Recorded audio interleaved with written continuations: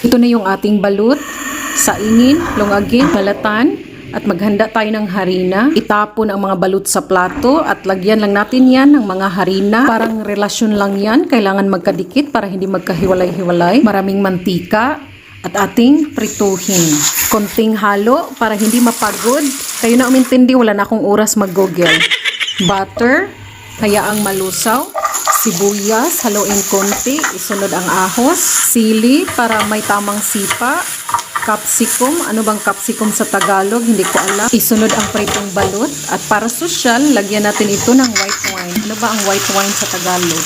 Puting alak. Ihanda natin ang ating pampalasa, soy sauce, 3 kutsarita. Maglagay din tayo dito ng oyster sauce, barbecue spices, kunting sugar, haluin konti, at maglagay tayo dito ng lemon. Haluin at ilagay ang seasoning mixture sa balut. Hayaan lang nating mag-reduce ang sabaw at ating lagyan ng parsley pampaganda. So ayan, ready nang lantakan ang ating balut a la pobre.